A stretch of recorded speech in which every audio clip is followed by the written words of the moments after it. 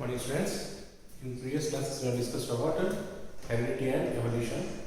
Now, today onwards we are going to discuss new concept, that is life process.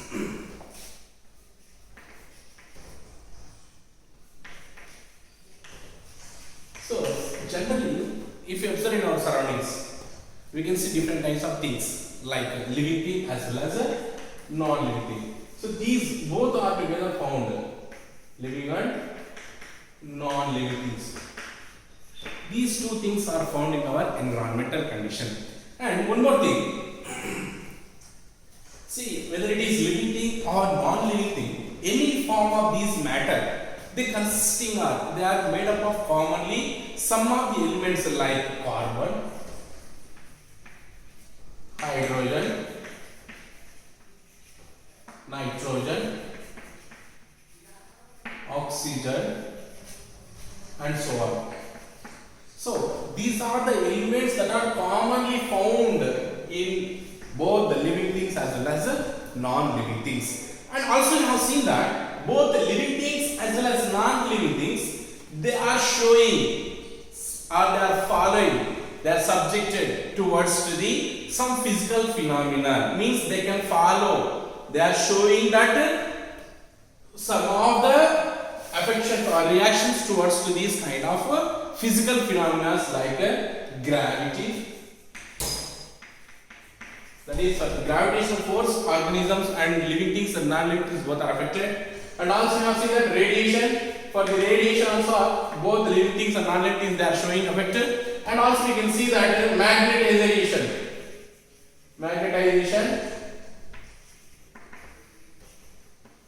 So these are the commonly exhibited by the living things and non-living things. And we have to remember that whether it is living thing as well as non-living thing, if they are showing a common nature, they are behaving commonly. That is, they are made of like carbon, hydrogen, nitrogen, oxygen and so on, some other elements. And also we can see that they are showing, they are subjected towards some physical phenomena like gravitation, and also you can see the radiation and also magnetization.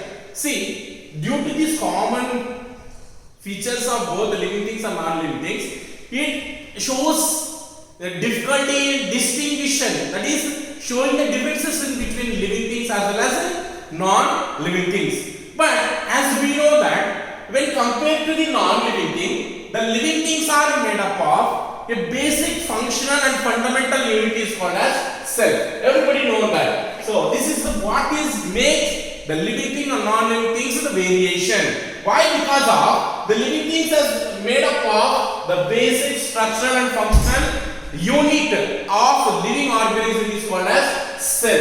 They are made up of the cell, but non-living things they do not made up of any such kind of cell. That makes the variation in between living things and non-living things. And as we know that the cell consisting of a fluid, what does it is called as protoplasm. What it is?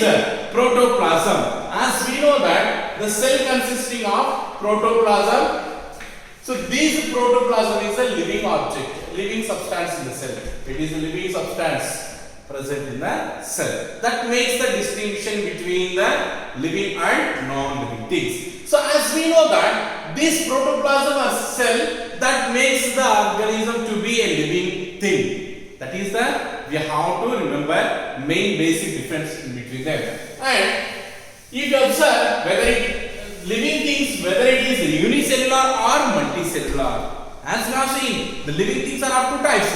What are that? Unicellular as well as multicellular. So unicellular is one group of organisms, and multicellular is another group of organisms. These are the organisms that are found on the earth. Now, if you observe whether it is unicellular or multicellular, whatever it is simplest organism or complex organism, any form of the living things, they must and should perform or they carry out some of the process and which makes them to sustainable their life, means makes them to survive. That kind of process are called as a life process. What do they are called? life process. So what is life process means? The living organism, they possess some of the biochemical process and that makes them to survive. That kind of life, that kind of process are called as a life process. That is we are going to discuss. So under life process of organism, if you observe in case of unicellular, so in case of unicellular organism, as we know, uni means single cellular organelle. They do not consisting of any level of organization. They are simply single cell organism. So if you observe whether it is single cell or multicellular organism, they carry out that life process. And for the carrying out of life process, they require energy. So this energy, whatever it is obtained by the unicellular or multicellular organism, that makes them to survive by carrying a life process. That is what. So if you observe the unicellular organisms, so they do not consisting of any form of organ systems. As we know that the single cell, it carry out all the life process and they do not have any specific functioning organisms. So why? Because the unicellular organisms are that direct in contact with the environment, that makes them to exchange the material by means of diffusion process. So what is happening here? The unicellular organisms, they are direct in contact with the environment, that makes easily in exchanging of materials whatever they require by means of a process is called as diffusion. But is it possible in higher organisms? Is our body exposed directly to obtain oxygen into the cell? Is it possible? Highly impossible. So, in case of unicellular organism, the cell surface is direct in contact to the environment that makes them to take in materials or object whatever they require, food or gases or whatever it is, waste materials. All these process of the life that is performed by the single cell which is in contact with the surface of with contact with the environment and makes them to easy of exchanging of the materials by means of diffusion. But in higher, that is in multicellular organism, so if you observe in multicellular organism, our body is directly not exposed or directly not in contact towards the environment. Why? Because our body is complex and which consisting of organ level of organization. Our body consisting of organ level of organization, that is organ system we have. So for the process of respiration, we use respiratory system. For the transport of nutrients, we required transport system. And also we have seen the removal of the waste, we have the excretory system.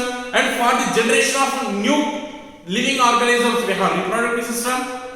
So, to carry out various life process, our body possesses or consisting of various organ systems that makes them to survive us. Otherwise, it is difficulty if it is like in unicellular organism. That is what. So, unicellular organisms, their surface is in contact with the environment, so they can easily exchange the materials by means of diffusion. But higher organisms, that is multicellular organisms, their surface is not directly in contact with the environment and they do not allow us to carry out the diffusion process. That's what it is one of the very important you have to remember. So, these multicellular organisms, as we have seen that, they carry out all the life process, whether it is nutrition, respiration, transportation,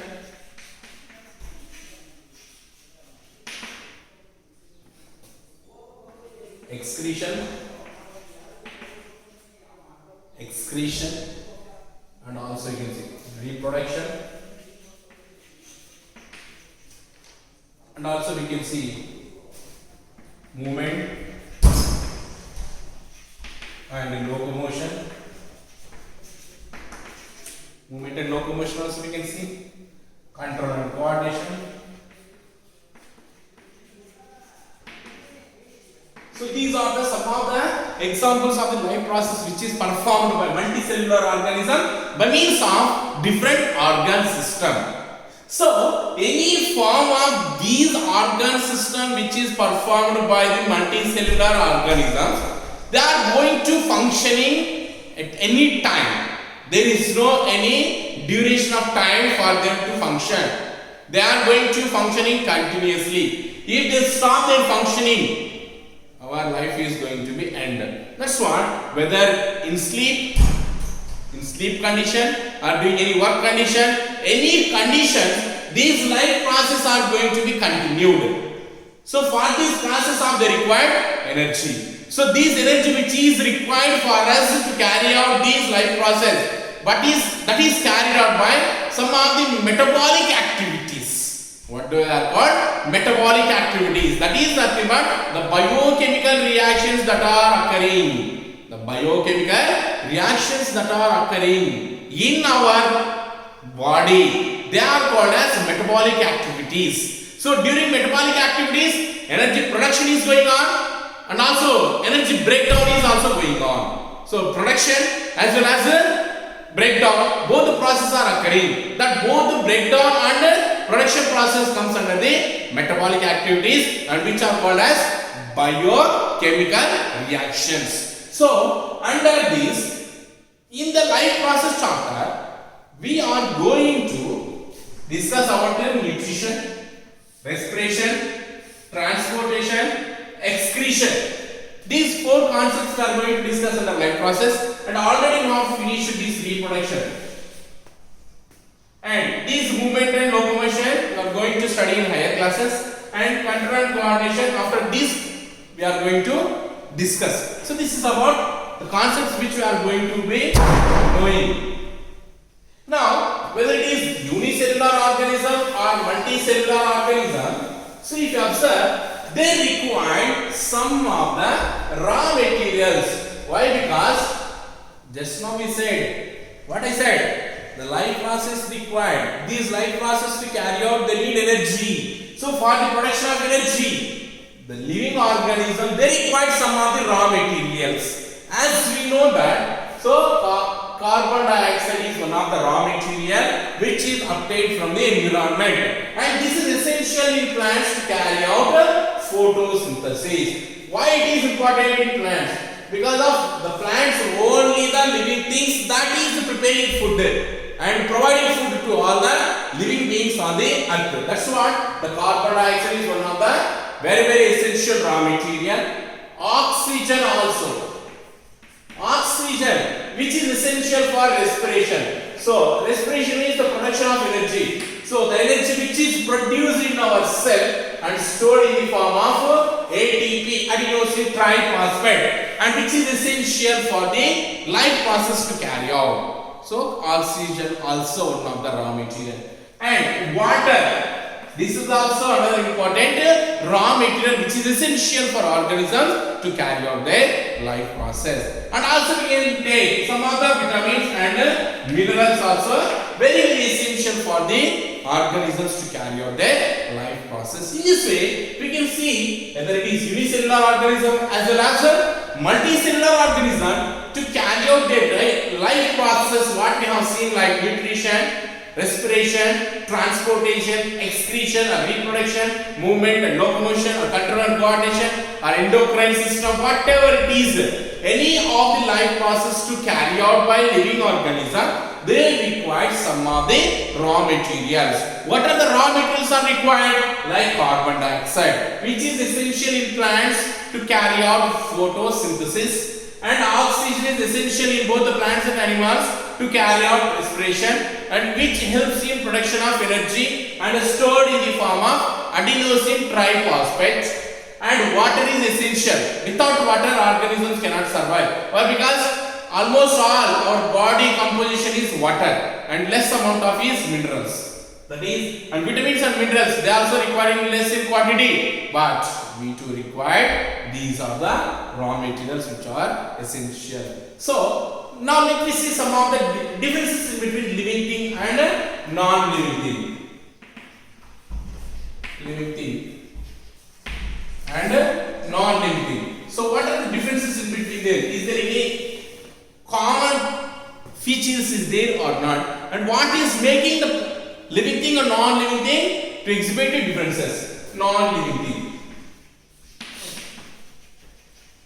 So under that, as we have seen that these are commonly made up of basic units or basic elements. What they are called? Like carbon is present, nitrogen is present, oxygen is present, hydrogen is present, iodine is present, copper, phosphorus, all the elements which are essential, all are present in living thing. So these constituents of elements.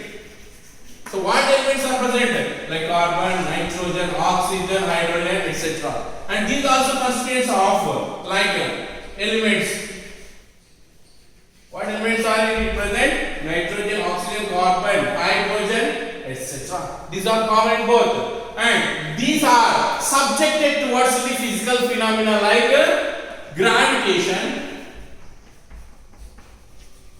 They are subjected towards the gravitation, radiation and magnetization.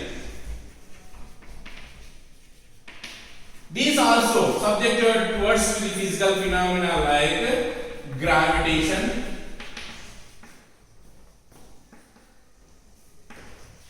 radiation and also magnetization. That is the commonly we can see in both living and non-living thing. Here, these are made up of structure and functional unities called cell, but not made of cell. That is the main differences we can see. Here, they carry out all the life process. Life process is carried out. Here, no life process. That is, we can see these shows the response towards the stimulus. So stimulus is nothing any chemical substance that makes react towards it. That is, we can call as stimulus. So these organisms are showing the response towards the stimulus. If you slap, will you respond? If the same person slap on the bench, is the bench can respond? It do not respond. That is the response is given by the living organisms, but it is not carried out by non-living organisms. Response. These response to the stimuli. Here, no response. There is no response. These can produce by means of reproduction, but they do not carry out reproduction. And one more thing, living things can grow. Non-living things, they can grow. How they will grow? By the addition of the material. By the addition of the material. For example, so this is one dustbin. In this we have added some of the rags and papers. This is what? Thus we have dumped. Now, one day, first day and second day, third day, fourth day, like finally the dump is coming out and falling. What is happening here? By the addition of this substance, the non-living things can grow, but themselves naturally they can't grow. That is what? The variation we can see in between living things as well as non-living things. And one more concept is there, unicellular and multicellular organism. So unicellular means they are made up of single cell. Multi means made up of more than many cells. And all the life process carried out by a single cell, but all the life processes are carried out by different organ systems. That is what.